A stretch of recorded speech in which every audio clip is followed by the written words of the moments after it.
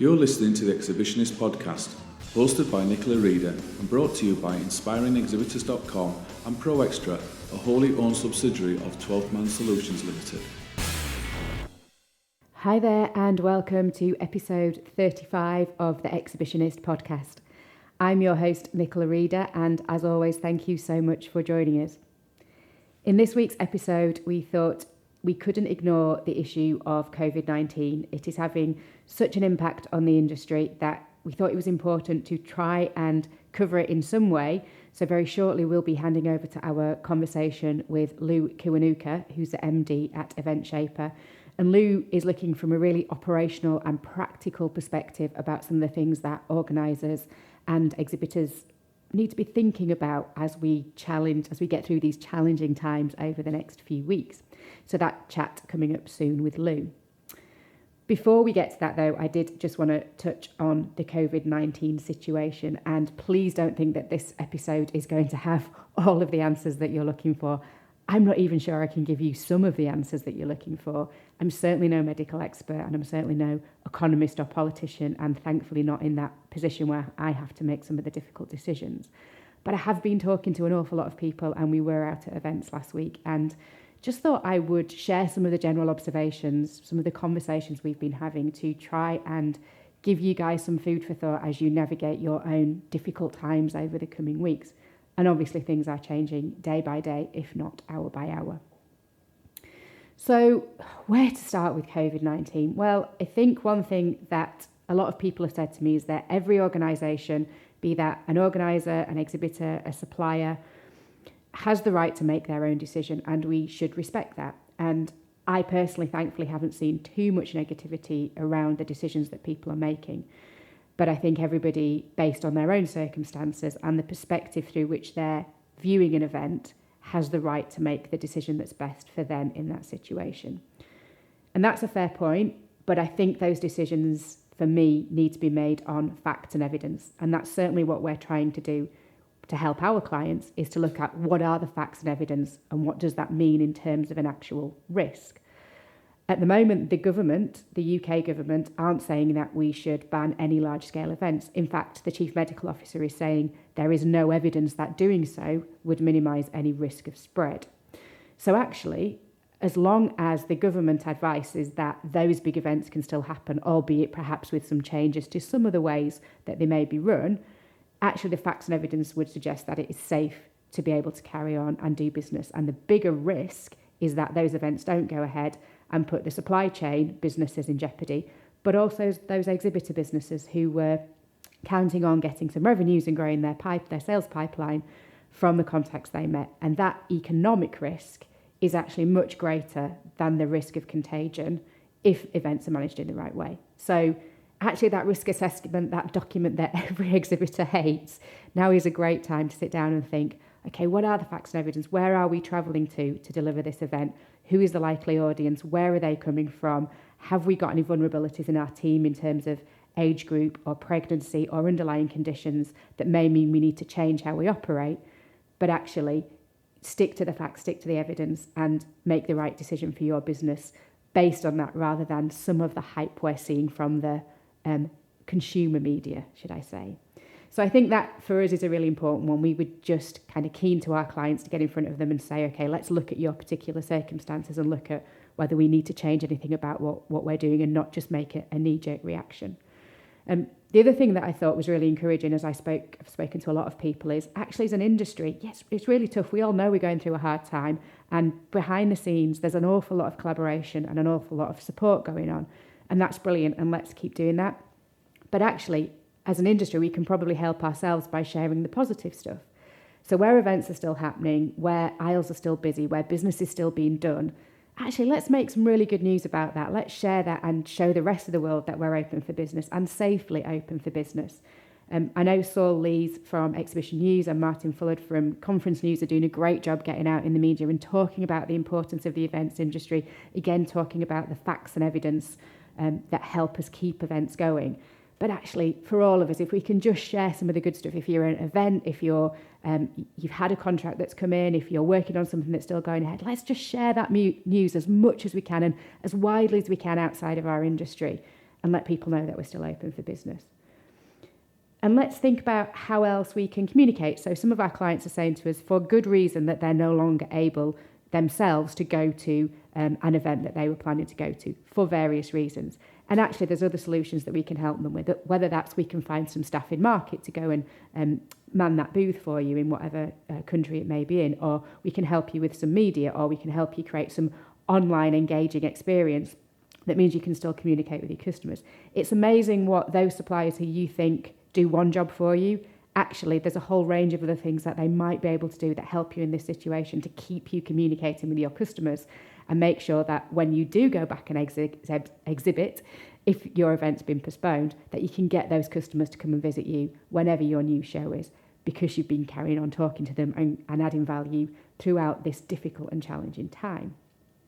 So absolutely what I'm not wanting to do is not recognise the seriousness of the situation we face or the seriousness of COVID-19 to people who have those underlying health conditions. And we all have a responsibility to protect them. I get that. But I also think that we as an industry are a tough industry, and actually we can help ourselves a lot and get out and talk to our clients about just making sure any decisions that we're making are grounded in that facts and evidence. And that's the thing that's kind of really, really come across to me from all the people that I've spoken to over the last few weeks. We can't wait to get on site to the events we're working on. The UK food shows at the end of this month, the commercial vehicle show we're working with and clients in April, and then we've got a big consumer show with Lactalis in May. So we can't wait to get on site with those. We know we're having to change some things about what we're doing to make sure that people are safe and we minimise the risks as much as possible. But actually, it feels like we need to really shout about what we're doing more than ever. So hopefully we can encourage you guys to do the same. As I say, not the answers. I'm not the person to give you the answers you're looking for, but hopefully a little bit of food for thought in terms of how you navigate the next few weeks. So more importantly, let's get over to Lou. She is a person who knows much more than me about kind of operations planning and how you might want to start thinking differently and what you can do over the next few weeks as we face this challenge. So over to Lou. So on this week's episode of the Exhibitionist podcast, we are joined by Lou Kiwanuka, who is the MD of EventShaper. So welcome to the show, Lou. Thank you very much. We are pleased to have Lou on the show today, talking about a difficult topic, but one that lots of you are asking us questions about. So before we get into the conversation with Lou, I just want to position the next conversation we're going to have. Lou and I are not trying to be experts here with every answer on coronavirus, and neither are we the people with the cure or the solution or the answer for the industry. All we're trying to do in the next 15, 20 minutes or so is look at some of the considerations that organisers or exhibitors or even visitors might want to think about to help you get to the right decision for your business in your circumstances. So that's what we're trying to do. At the end of this, you shouldn't feel like we've given you the answers to either make a yes or no decision on anything that you're doing. It's about where can you go and what are some of the things to think about. So it's just thought it was important to position the conversation in the episode at the start of the show. So Lou, for our listeners who don't know you, although I know you are very well known in the industry, for those that don't know you, tell us a little bit about your background and experience in the events industry. So I run a company called EventShaper, which is part of the Shaper Group. We're an operational management company for some of the big organisers and some small organisers as well. Aside from operational management, I'm also vice chair of ESSA, the Events Suppliers and Services Association. So within that, I also get a really good view of our supplier industry. And then on the broadest role, I've been a show owner, been an organiser, been credit control, been marketing, been sales, been venue manager, been contractor. So quite a broad experience, really. Yeah, fantastic. So really across your career, you've seen every bit of the supply chain that's currently facing these challenging times within events. Yes, and I have to say some of those roles I've been particularly bad at and some I've been particularly good at. So definitely not an expert in all of that. And have you got a leaning particularly one way or the other? Are the roles that you enjoy more than others? So operations is my thing, but the other facets have enabled me to look at operations quite a different way, I guess, than if I hadn't had those experiences. So certainly, losing my house to a show has given me deeper insight into budget management than I would have ever had before. Yeah, absolutely. It's amazing, isn't it, when you work those different roles and then you think, oh, actually, now I can see something in the context of somebody else's position or role in that supply chain. It does make you think a little bit differently about it. Yeah, absolutely. So we are here today to talk about coronavirus a little bit, in terms of there is a huge challenge facing the industry at the moment, and our listeners will be aware of some of the changes and decisions that are being made. I don't want to dwell on that too much. I just want to think about, if you're an exhibitor and you're participating in a show and that show's definitely going ahead, which many of them are, which is fantastic to see, what's the sorts of things that exhibitors maybe want to be considering and thinking about? Where can they get information from about how to plan for those events that are coming up? Well, I think the first answer to pretty much every question you're probably going to ask is, the first point of call is your trade associations. So, the Association of Exhibition Organisers is putting out information into the public domain, which is really handy, and the ESSA and the AEV and any other trade association, regardless of what industry you're in, I think is your kind of go-to place, because those are the guys that are kind of collating the information. So what we've personally found really helpful is taking the collated information from all of these sources and then working through that to and adjusting it to our own requirements. We were saying just before we came online, you end up looking at this conversation, and I look at it as an individual, as a mother, as a business owner, as a potential exhibitor or an attendee at an exhibition, and all of us have got to apply this set of information and set of advice in so many different layers. So I think that's where, if I were to take it from what we've done within EventShaper, we've taken all the information from all these different sources, sat down, gone through it, and figured out what's relevant to us, what isn't, what might be a second stage or a third stage, and nut down to a basic plan. Because if you don't have a plan, you can't add to it or remove it or assess it. And at the moment, all that collated information, if it doesn't come down into what was relevant for you, is kind of neither here nor there. Does that make sense? Yeah, and I think that's a really fair point. There is so much information out there at the moment. It is a case of overload. What do I believe? What's important to me? So it's, as you say, looking at those different sources, be it the organiser of an event or the trade association, industry bodies, official government advice, taking all those different sources and picking out the bits that are relevant to you to make your decisions on, and kind of just drowning out the noise that isn't relevant to you, because that can just cloud your decisions. Yeah, correct. It's like, and it might be you just get a little nugget from somewhere. And what we've done is opened it out to our team, asked our team, right, you pretend to be an organizer, or you pretend to be an exhibitor, you pretend to be a visitor, you pretend to be a baby show visitor, and you pretend to be, a trade show exhibitor. Now put yourself in their shoes and now figure what you can bring to the table. So it's been really good, because it's meant the whole team can put themselves in the mind of a certain scenario, and just I think the biggest bit of advice is just remember, nobody has the full set of ideas. An idea can come out of your ops assistant as it could your ops director. Nobody's an expert in this at all, and therefore use your whole team to assess what those risks are. So for example, one of our team came up with, sometimes when we go on site, sometimes when the client's booking accommodation for us, they'll be asking us to share a room. So one of our team kind of said, well, if we're sharing, won't we be more likely to share germs? So yes, great point. Okay, so one thing on our list now is we're not sharing rooms. Everybody's in their own rooms. Another person was saying, but in terms of standard of accommodation, we need to make sure that the hotels that we're going to stay in, if we're going to a show, are of a clean level, so a minimum star rating, to ensure that the hygiene measures are in line with what we want them to be. The measures are countless, and you can kind of take it from one extreme to another. But like I say, go back to your situation, take all the information, and it doesn't take long. Just spend an hour with your team figuring out what you need to put on that plan. Yeah, absolutely. I think you're right in saying it's that different perspective from everybody. Somebody who might be thinking, oh, well, actually, I've just had a baby. So what about if people are pregnant? Are they more at risk? Do we know the impact that it has yet? Okay, we need to really watch out for that person in our team. Or, if you've got a couple of people who are at the older end of your age spectrum, then, there is a vulnerability there. That's the realism of this situation.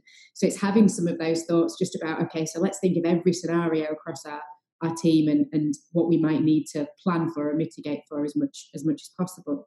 So, Lou, you made some great points there about if teams are thinking of going as an exhibitor to a show or they're part of an organising team, some of the things you can think about in the planning. So not sharing rooms, making sure that your accommodation is a really good standard. I know there's some of the more practical things like building in an extra bit of time if you are sending stuff around the world, because ports might not be staffed, so it might just take a little bit longer to get your stuff off the boat, those kind of things. So there's lots of things in the pre-planning. What are some of the things that you're hearing about that are happening on site that are really helping mitigate some of the risks? There is some really simple stuff that we do. If you kind of assess your stand or your exhibitor's stands, if you're an organiser, some basics like, nibbles. I mean, gone are the days of having peanuts on stands mostly anyway, but making sure that the things that are around a touch point, so where one person gives something to another person, or where somebody reaches into a bowl and grabs something, whether that's something wrapped or not, just making sure that those kind of touch points are minimized or protected in some way, shape or form, so that it's a cleaned time. So if you've got a touch screen on your stand as part of your display, it might be worth considering that you do the touching and you take the instruction from your visitor, so you still get that kind of engagement, but the number of points at which multiple hands are touching multiple similar surfaces are reduced. Things like the basics, like making sure that the venues are doing what they should be doing, kind of in terms of deep cleans and increased sanitisation measures like soap and sanitisers and number of bins on the show floor and things like that. But also making sure you've at least got a plan of what to do if one of your exhibitors falls ill, or one of your visitors, or if you are the exhibitor, one of your staff members. Because obviously, remember, you've got a duty of care for your staff that's very different to what an organiser has for you. As an employer, you need to think carefully about how you manage things. So certainly what we've done within our team, again, sat down, figured out all the incoming information, and looked at that information from the point of, right, so what are we going to propose to our organisers? What would we put into the exhibitor manual, and what would we do for our own team? Do we have their emergency contact information to hand? All those kind of things that you probably got in a file somewhere. You just maybe have forgotten where that file sits, or how easy is it to get to it on the weekend. Yeah, absolutely. Some great advice in there. I love the kind of, just you do the touch screen and make sure that things are wrapped, and all those touch points that normally actually we'd be a little bit more relaxed about. It's just kind of good basic hygiene. And certainly for us, going back to my days when I was exhibiting with some of the companies I work for, and that risk assessment document, it was always like, oh God, why do I have to do this? But actually now more than ever, that risk assessment will just make you really think about, okay, at what point might somebody interact? At what point is there a chance germs could get passed from person to person, and how do we cut down the number of that? And it's that form that we all tend to avoid, I think, at exhibitions, but never has it been more important. Yeah, I don't know about anybody else, but I think the hardest thing that I found is the more social aspect. I went down to Excel the other day, and there was build up going on, and you walked down the boulevard and saw a bunch of people that I haven't seen for ages. You automatically go in for that exhibition air kiss, kind of, how that's the bit that I found the hardest. How do I politely change that greeting point? And that must be really hard for an exhibitor as well. I kind of wonder if we can make up little badges that go, I'm not being rude, just keeping my germs to myself, or some far more clever marketing quip than that. But I don't know if you're the same, but it's it's just habit. It's part of what we do. And I think the lovely thing about working in the events industry is we all get on so well, and there's lots of us working across lots of different events, but you see a lot of the same faces all the time. But it might be 6, 8, 12 months in between seeing people, so the first thing you want to do is just give them a big hug and say, how's it been, how's your year been, how have you been getting on? And actually it is a bit more kind of, okay, I'm looking at you from a distance, and Yes. so I think it's habit, isn't it? You've just got to unlearn that habit for the next few months, and people will be okay. Yeah. It's just consciously making yourself stop doing it that's difficult, I think. Yeah, absolutely. So thinking about, we've already seen some changes to events, and it just feels like that's going to keep happening. And whether that's a change that something doesn't happen, or it's a change to how we behave at events, we've got a few months of this ahead. I think that's the reality.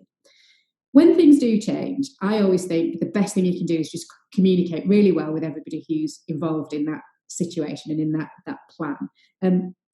I think organisers have brilliant crisis comm plans. It's something they work on, should the worst happen. But exhibitors might not have a crisis comms plan in place for an exhibition. So I know this is something you work with quite a lot. Not that you ever need to put them into place, but thinking about what should go into them. What makes a really, really good crisis comms plan? I think you need enough of a basic level for it to not be overcomplicated. So, we kind of keep our kind of crisis management plan to a grab bag. So a bag, however big or small, containing the things that you might need in an emergency. So I would say the things that would go into a grab bag for an exhibitor would be a list of, your staff's mobile numbers and next of kin mobile numbers.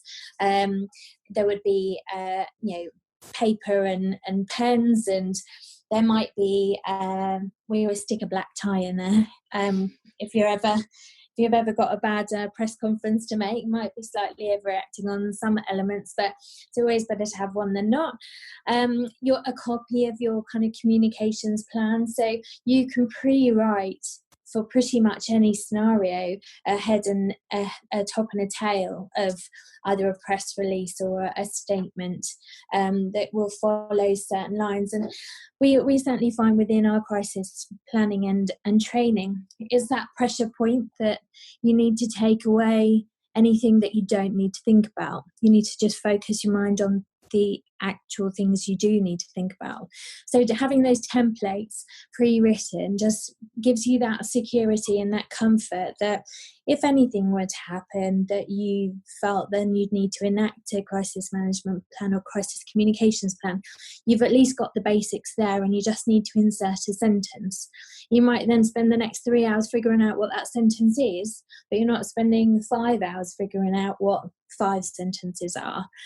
And just making sure that you're going on site with a plan, that you know what you're going to do and at what given point, then it gives you the freedom to react to whatever might happen. We're talking about, obviously, coronavirus in this circumstance, but it could be anything. And I think as a business, you should really be prepared for some eventualities, regardless. Absolutely. And I think... Yeah, I think it's really clear to see from an organiser perspective what would need to go into a crisis comms plan and why they might need to put that into action. And some of our exhibitor listeners may be thinking, but that doesn't really apply to me. But if you think of, we do a lot of training with exhibitors and say there's that central project manager who is the person around which everything revolves in terms of an event, and they know everything and they can lay their hands on everything and they know when things are arriving and when they're going back. Well, if suddenly that person's got to self-isolate or is sick, what happens then? But the rest of the team can go. So it's thinking things in terms of, not necessarily keeping the comms to yourself, but making sure everybody that's going to be at that show kind of knows where the documents are and how to get hold of them. I think it's kind of having that shared ownership probably of any just comms plan in general. Yeah. Around and knowing who's going to do your job. So we've kind of outlined within our business, so if I'm ill and unable to do something, who's going to do it for me, and have they got the information? So we've done something as simple as set up an emergency folder on a Dropbox, and it's shared amongst the senior management team. And then it means that, you know, the wages can still be paid and the people can still be contacted, and they're kind of the essential day-to-day running of the business, or in this case a stand, can be handled with as little kind of stress as possible. Yeah, absolutely. And I think, you know, whether if you're a stand building agency and suddenly you were unfortunate enough to have a couple of people who may have contracted some, you know, coronavirus in your team, and then there's a few more people self-isolating. It's just about how do you communicate that to your teams, to your clients, what are the plans that you're putting in place to make sure that their show doesn't get disrupted, and likewise, if you're the client and the same happens, what does the stand designer need to know? And it's interesting, if you are a supplier to the exhibition industry and you have clients that either pull out or whose shows are cancelled, is there any advice that you can give them? It's a really tricky one we're hearing about in terms of terms and conditions and payments, and it's a really, really difficult question, and I'm not asking you to answer it every single scenario, but where can people go for advice in that situation? Well, I'm going to say ESSA, because if you're an ESSA member, give them a shout, and if you're not an ESSA member, make sure you're an ESSA member and give them a shout. You know, it's an absolutely awful situation for a lot of suppliers out there at the moment, and ESSA are working really hard, you know, on, you know, can hardly get through to poor Andrew there at the moment, because, you know, he's fielding calls left, right and centre and offering all the advice and information that he can give. There's some great information on the website. So the one thing that is going to be coming out shortly, if it's not already, he went out to the board of ESSA and basically said, no, you're all busy, but what are your top 5 to 10 tips? Send them over, because then at least we've got a collective, you know, kind of top 20 tips that, you know, the board covers quite a broad part of the industry, from, you know, main official contractors to stand builders to insurance to, you know, all different kinds of companies. So we're kind of thinking that by gathering their top 5 to 10 tips, we should have a really broad top 5 to 10 tips for everybody else in our sector as well. The people that are obviously going to really suffer the most immediately are those people that are paid on a per day basis. You know, kind of our hostesses, our site management, people that live more on a kind of, you know, day-to-day, month-to-month basis, that do rely on sometimes uncontracted services up until much nearer the time. And those shows now that are cancelling or postponing are taking, you know, their immediate payment and salaries away from their table. That's going to be the hardest short-term issue. The long-term issue is going to be to make sure that we've got a contracting industry that can build shows when we come back online.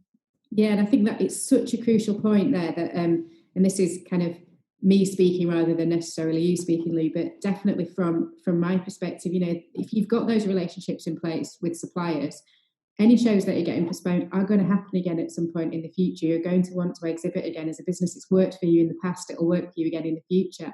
And if everything's been great with that supplier up until now, just help them get through the next few months, because it's going to be tough, because you will need them again in the future. And if it's all been going really well up until now, why would you want to damage that relationship for the future? So exactly as you say, there are people who are working on very kind of short payment windows that this is going to really hurt. It's like, let's just collaborate and work together, actually try and, you know, for the big businesses that can probably afford to pay some of the smaller suppliers, that actually just try and come to some kind of arrangement where you can.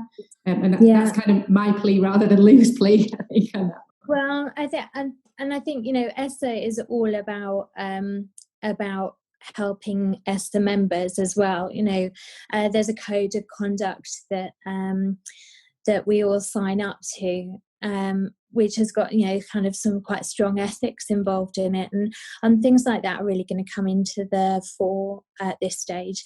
The other thing I kind of resonating with what you said is that, you know, we the contractor and supplier industry really has kind of suffered over the last few years of you know, the value in it being on the the end result, so the per day kind of rate or the output of a design. And I think long term, the contractor and supplier industry might need to start looking at how they're valued as businesses. An exhibitor's not paying them for the stand build at the end. They're paying for the pain-free process to get there. And I think the things like loyalty and ethics are really going to define our industry going forward, because those organisers and those exhibitors that are loyal to their suppliers that they've worked with year in, year out, will have more longevity going forward. Those organisers and exhibitors that jump from contract to contract to contract, year after year after year, and don't have that longevity, will possibly have to pay more for their services in the end. Yeah, absolutely. And I think it's 2 points really there. That point about value is just so crucial that sometimes the frustrations we get is when we do a lot of exhibitor training and people go, well, it's just your time that I'm paying for. It's like, actually, it's paying for the fact that collectively we've been in the industry 35 years, so we know some stuff that you don't, and that's the value. By getting out of what's in our head, adds value to your stand. You will have a more successful show. So I think that's such a crucial point. And I think the other thing for me is, if you talk to your suppliers about they might not be able to build you a stand right now or provide you insurance right now or whatever it might be, there might be something else they can do that's really interesting. And actually, it's like, just explore what other services they've got, and you've still got to communicate to your customers. You've still got to keep your own business going. So what are the other things that some of your suppliers are doing that they might be able to help you with right now that are different, that could be quite interesting? Absolutely. And it might even just be as simple a solution as cash flow. So it might be, if you've got a show that's meant to have been run in the spring and it's now in the autumn, and normally you wouldn't pay them till 30 days out from the show, just get on the phone and get to know where these pressure points are within your supply chain. It might just be that, 1 month earlier might work, okay for you and alleviate so much pain for them. You just don't know. So I think it's time our industry, and probably not necessarily speaking about the exhibitors here, but definitely the organisers and the suppliers and the venues, it's that time that emails aren't counting. Just got to get on the phone, and this comes down to relationship and you're doing what you can to make it work better for the three ways: the venues, the organisers and the suppliers. Yeah, thank God we've got the EIA.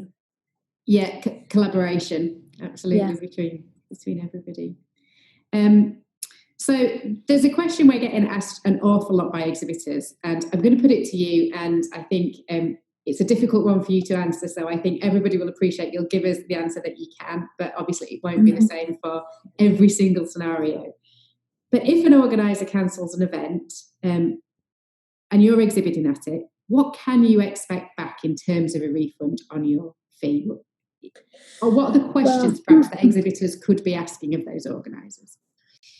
I think it's, from what I can gather, it's mostly around the terminology. And I think most organisers that I'm aware of are trying not to cancel their events, but to postpone them. And in the case of postponement, I think the majority of organisers will be looking to roll the exhibitor contracts. So, for example, if a show were happening next week and it's moved, they might be looking to move it to the autumn when we're kind of hopefully out of this health situation. And in that case, the stand contract would hold. I mean, I guess the first thing to do is look at the contract that you've signed, because it will be clear as anything in there as to what the liabilities are. And I think the same thing goes for a lot of contractors as well. Whether a show is completely cancelled or postponed have got two very different sets of circumstances that will then follow. Yeah, absolutely. And I think it comes back to the point we've made a few times.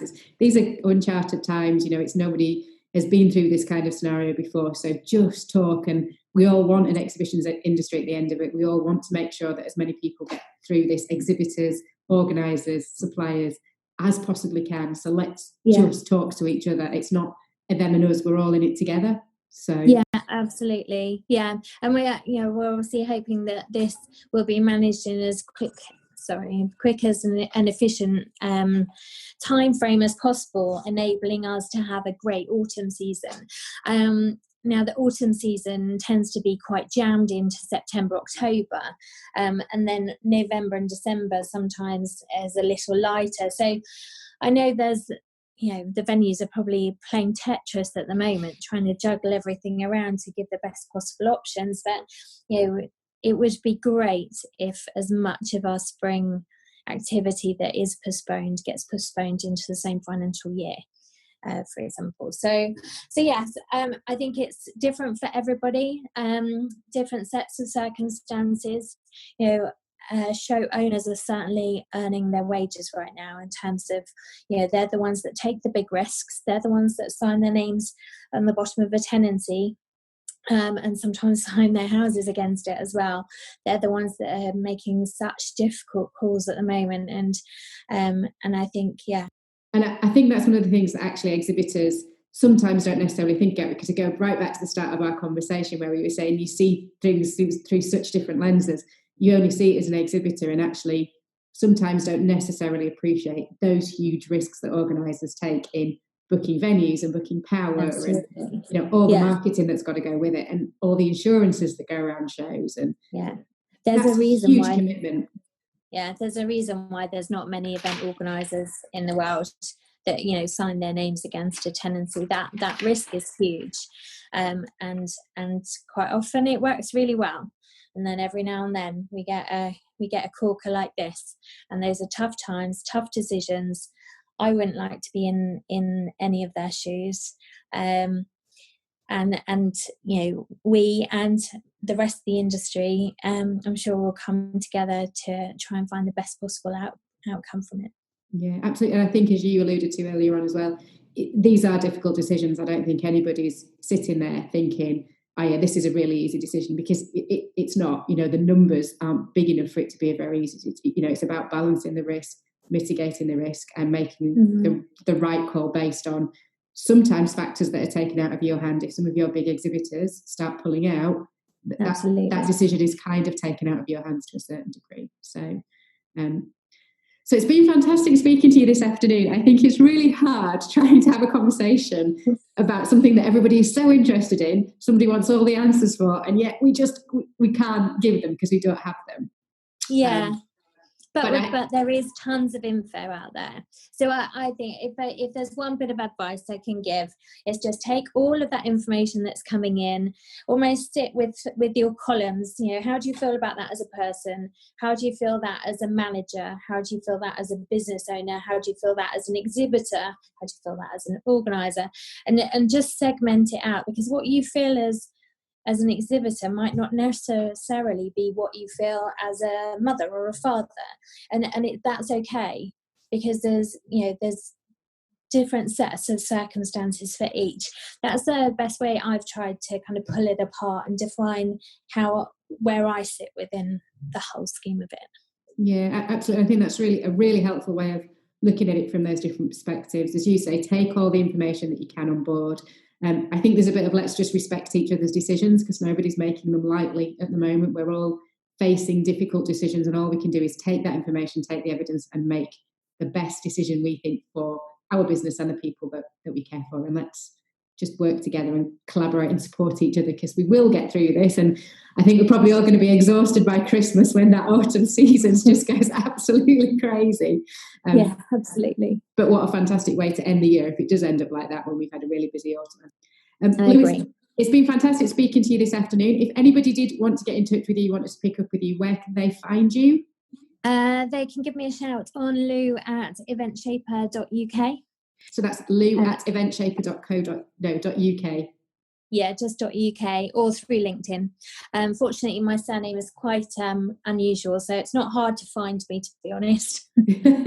And we will put all of your details up next to the post anyway. So, and if you're still struggling, get in touch with us, and we will pass on these contact details. So good luck. What's the next event that you're working on at the moment, Lou? So we've got a baby show going out this week. So yes, Exciting times. Yeah, exciting times. We hope you have a great show, and thank you so much for sharing your insights with us today, and we look forward to talking to you again maybe in the autumn to see how things are going when we're through the other side of this. That would be great. Lovely. Good luck, everyone. So thank you to Lou there for giving up her time to speak to us. We know she is incredibly busy at the moment with all the changes she's managing. So thank you, Lou. And as Lou mentioned, her surname is a little bit tricky. So if you're struggling to find how to get hold of Lou, please do give us a shout and we can pass on her details. In the next episode of the Exhibitionist podcast, we are inviting back a previous speaker, Mr. Adam Parry, who we're going to be talking to about virtual trade shows. There's been a lot of chat about virtual trade shows in light of the COVID-19 challenges and whether they're a temporary fix, an answer to some of the postponements we're seeing. And I don't know, maybe they're just TV, who knows? So Adam's going to come on and have a chat with us about what they actually are, how they can help and how people might use them over the coming weeks, aligned with those face-to-face live events as well. So that episode will be dropping in a couple of weeks. We'll try and keep you updated with anything that changes, though, that we think is interesting via the website and our newsletter. So please head over to www.inspiringexhibitors.com and you can pick up all the latest information there. But also keep an eye on the Association of Event Organisers and the ESSA websites, which are the places that will have most of the news around COVID-19 or your trade associations and government advice. As always, the Exhibitionist book and Project Manager Journal are both available on the website, and we will continue to donate to the National Literacy Trust for every copy that you purchase. So please head over there and pick up a copy and help, if you have a little bit of extra time, help yourself getting ready for your next show. If you do want to get in touch with us or subscribe to the newsletter, you can do it via the website also. So I hope you don't have too difficult a few weeks coming up. If you do need anything at all or have a question, please do get in touch. If you think you've got something to say about exhibitions, give us a shout and we'd love to invite you on the show. And we look forward to you joining us next time. Happy exhibitioning. Hop over now to inspiringexhibitors.com to subscribe to our newsletters, blogs and future podcasts, keeping you up to date with industry insight. While there, you can also find out more about The Exhibitionist, inspiring trade show excellence. Once again, thank you for listening.